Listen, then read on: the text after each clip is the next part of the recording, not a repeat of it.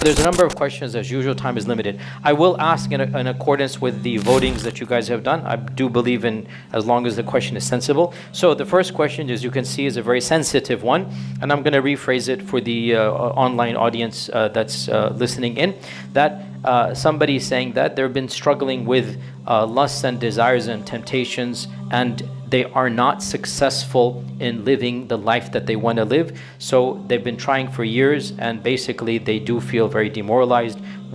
Please answer this question, that what should we do? Very honest question, a very raw question, very necessary question. Much can be said very quickly. First and foremost, لا تيأسوا من رحمة الله لا تقنطوا من رحمة الله. Never give up hope of Allah's mercy. Your fallibility should never impact your belief in Allah's perfection and infallibility, right? Your shortcoming should never shake your Iman in Allah's forgiveness. The two are separate things. You are human, Allah is divine. So you acknowledge your shortcoming and affirm Allah's perfection. Point number one. Point number two, never stop trying to be better. Understand, your salvation is not in perfection, but in your attempt at perfection. Memorize this point.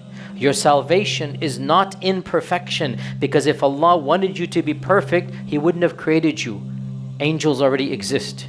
Your salvation is not in perfection. You will never achieve perfection. Your salvation is in your attempt. You never give up. And take the example of the guy who killed 99 people, and still he kept on trying. Without a doubt, in my mind, this guy is a psychotic, without a doubt. I mean, you don't kill 99 people and you're normal, right? And on the Day of Judgment, he'll have to answer for the hasanat that he's done for that. But in his normal, non-psychotic, time frames, he would turn to Allah. And in turning to Allah, there's a genuine regret. His, madness, whatever, if we caught him in this world, we'd deal with him like a criminal. In the eyes of Allah, that sincerity was worth something.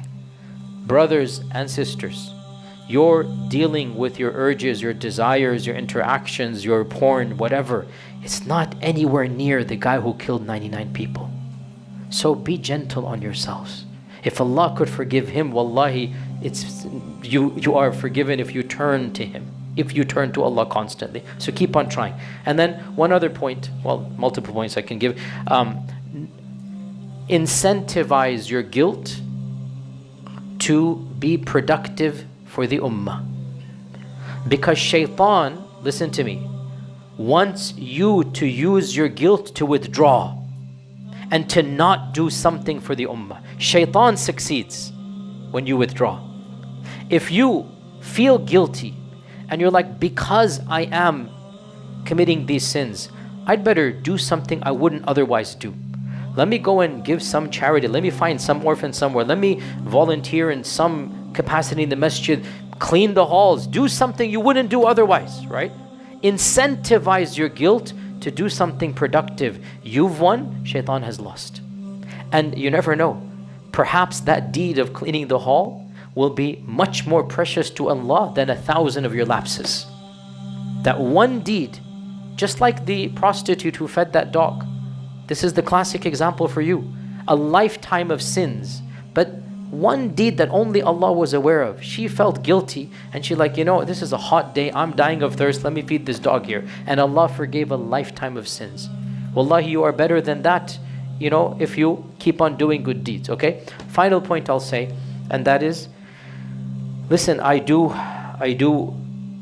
genuinely feel for your generation. I mean, me personally, I thank Allah that I was raised in a generation that did not have the internet.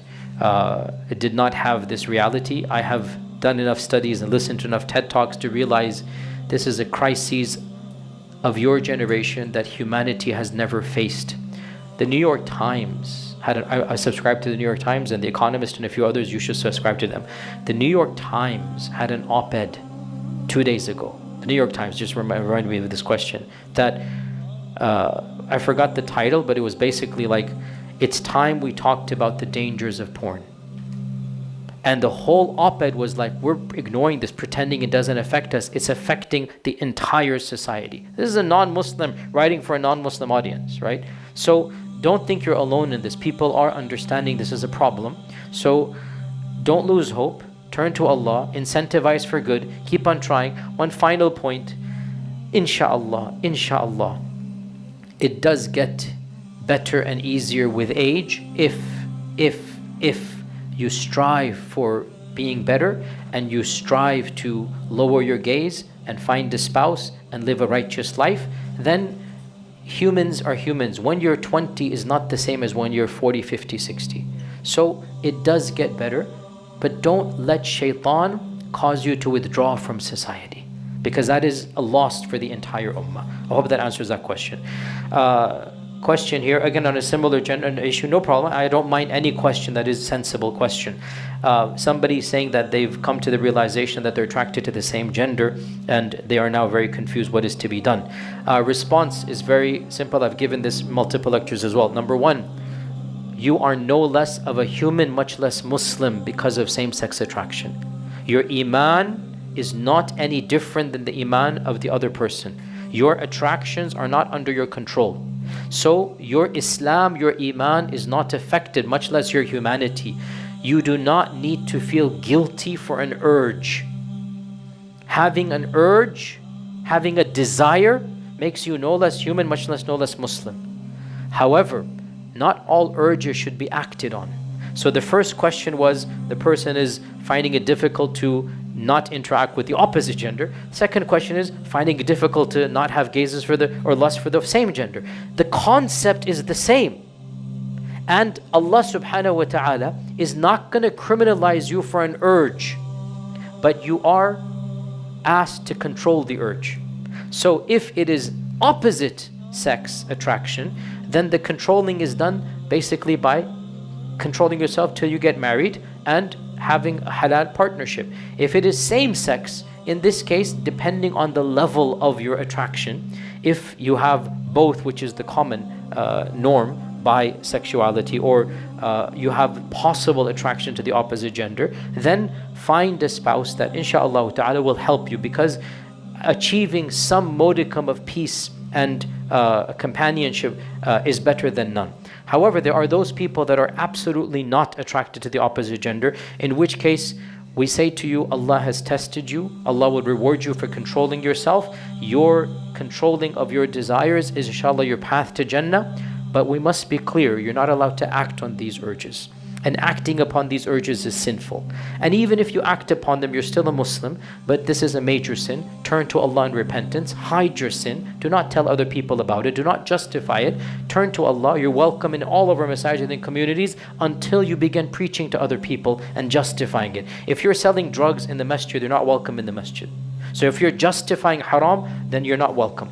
But if you're living a private life, nobody knows about it, I will advise you generically, turn to Allah, but it's not my business what you're doing privately, meaning in terms of when I say it's not my business, I mean knocking on your door and figuring out what you're doing. Private sins are private.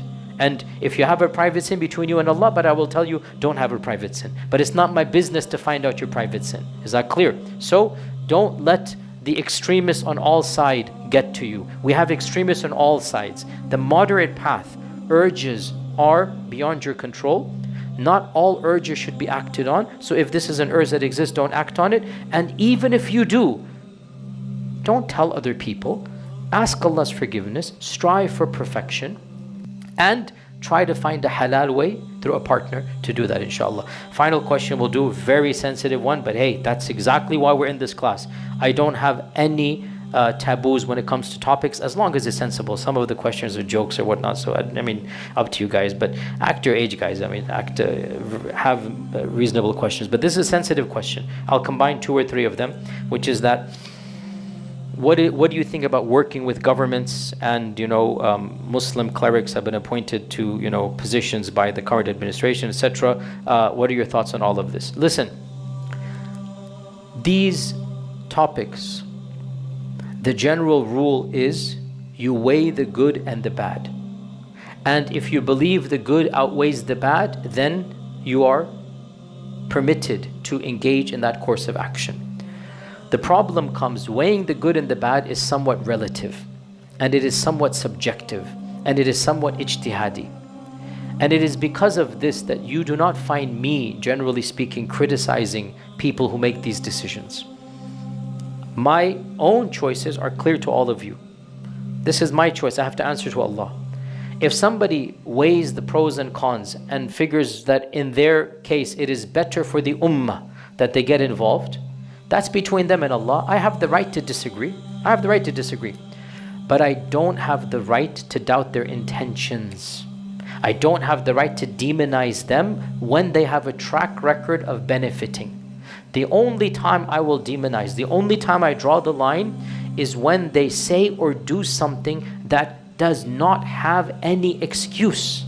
And the example that I've given multiple times are those scholars in other lands who have justified repression and tyranny and the murder of civilians, given fatwas to engage in massacres against civilians that are protesting. I'm sorry, there is no two interpretations there.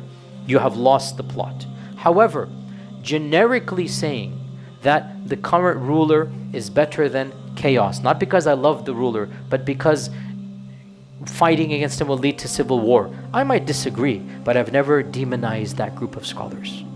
They have the pros and cons weighing it, and that's their perspective. The same goes over here. I might disagree. I would personally not do that, and that's my life here. You see that. Not that they would ever offer me, but inshallah I would never do that.